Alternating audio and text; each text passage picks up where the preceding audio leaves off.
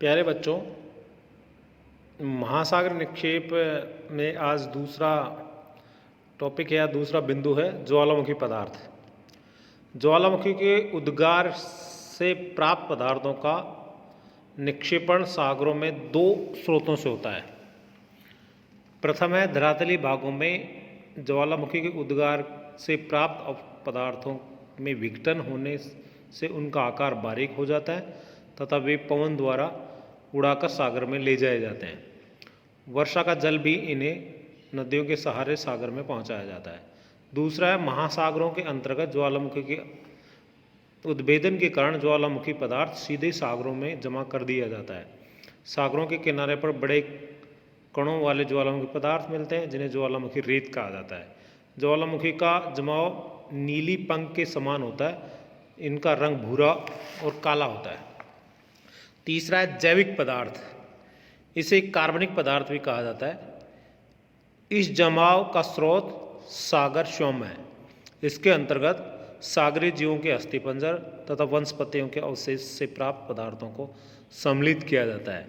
इसको दो वर्गों में रखा जाता है, तट तलवासी या नैरेटिक पदार्थ या अगाध सागरस्थ यानी कि गहरे सागरों में पैलेजिक पदार्थ। नैरेटिक पदार्थ के अंतर्गत जीवों के अस्थि पंजर तथा वनस्पतियों के अवशेष को सम्मिलित किया जाता है, जबकि पैलेजिक पदार्थों में विभिन्न प्रकार के शैवाल के अवशेष को सम्मिलित किया जाता है। सागरीय तरंगों द्वारा जीवों के अस्थि पंजरों व वनस्पतियों का विघटन व रासायनिक परिवर्तन होता रहता है, जिस कारण वे पंख तथा रेत में बदल जाते हैं तथा उसका जमाव सागर तले में भी हो जाता है। इसमें चूने के कार्बोनेट पदार्थ पाए जाते हैं तथा छिछले सागरों में मिलते हैं। तट तलवासी या नैरेटिक पदार्थ, सागरों में मिलने वाले जीव जंतुओं के अवशेष से प्राप्त पदार्थों को नैरेटिक पदार्थ कहते हैं।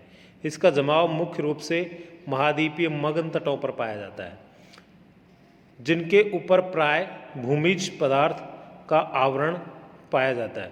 इसके अंतर्गत मोलस्क जीव के कोष तथा टुकड़े, रेडियोलेरियन के अस्थिपंजर तथा स्पंज की कंटिका, चूना प्रधान व अम्ल प्रधान वनस्पतियों के अवशेष को सम्मिलित किया जाता है। अगाध सागरस्थ या पैलेजिक, इसके अंतर्गत अगाध सागरों में मिलने वाले शैवाल से निर्मित पदार्थों को सम्मिलित किया जाता है। वास्तव में वे पदार्थ पंख के रूप में पाए जाते हैं जिन्हें ऊज कहा जाता है। चूना और सिलिका की मात्रा के आधार पर इन दो उपविभागों में बांटा गया है।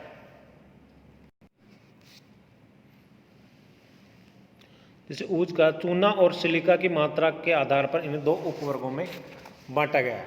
पहला है चूना प्रधान ऊज। चूने की अंश की अधिकता के कारण ये पदार्थ अधिक गहराई पर नहीं जा पाते हैं, क्योंकि ये शीघ्र ही घुल जाते हैं। इनकी स्थिति 1000 से 2000 फैथम के बीच महासागरों के तले पर पाई जाती है।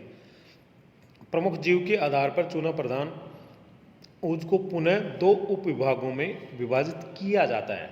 पहला है टेरापोड ऊज। महत्वपूर्ण मॉलस्क जीव टेरापोड द्वारा इस ऊज का निर्माण होता है, जिसमें कैल्शियम कार्बोनेट 80% पाया जाता है। इन जीवों के कोष पतले होते हैं, जिनकी व्यास 1.5 इंच की होती है। अयनवर्ती सागरों में गर्म जल में यह ऊज 300 से 1000 फैथम के बीच पाए जाते हैं। इसकी स्थिति मुख्य रूप से मूंगे वाले क्षेत्रों में अधिक पाई जाती है। अधिक गहराई पर यह अदृश्य होने लगते हैं तथा 2000 फैथम के बाद तो यह पूर्णतः अदृश्य हो जाते हैं।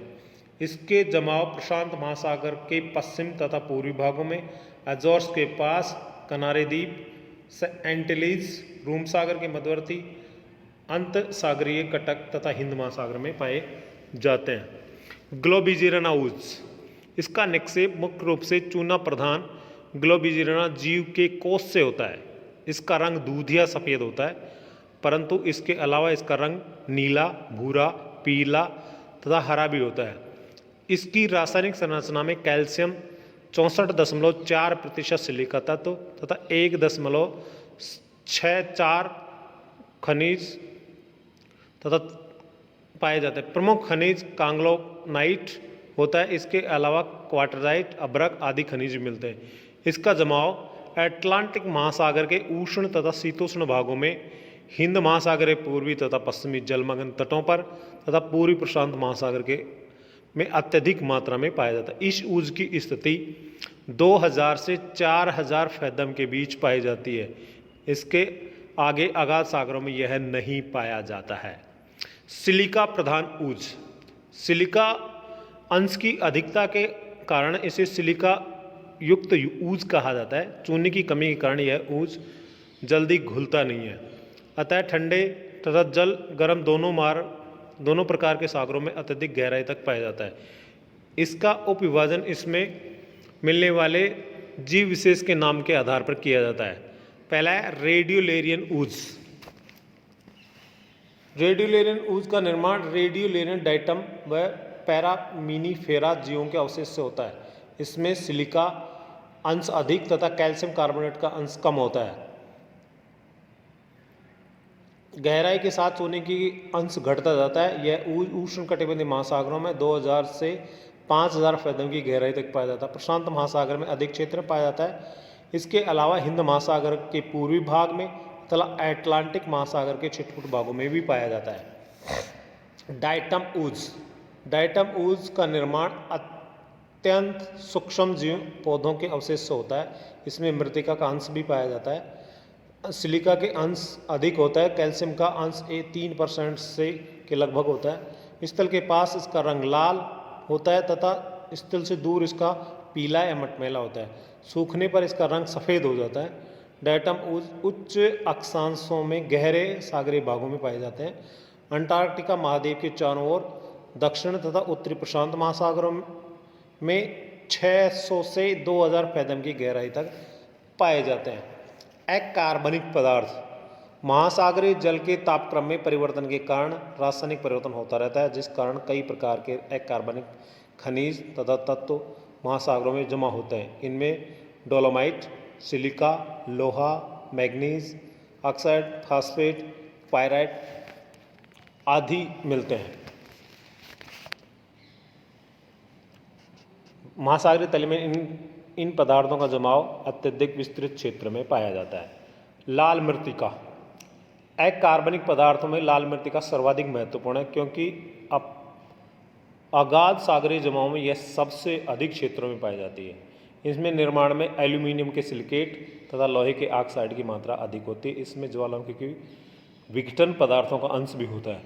कुछ मात्रा में सागरीय जीवों के कम घिसने वाले भागों में भी पाए जाते हैं। लाल मृत्तिका कोमल, लचीली, चिकनी होती है। सूखने पर लाल भूरे रंग के पाउडर में बदल जाती है। इसमें कैल्शियम 6.70% सिलिका युक्त जीवों के अवशेष 2.39% व अन्य तत्व जिसमें एल्यूमिनियम, सिलिकेट, लोहा आदि 85.35% पाए जाते हैं। धन्यवाद बच्चों।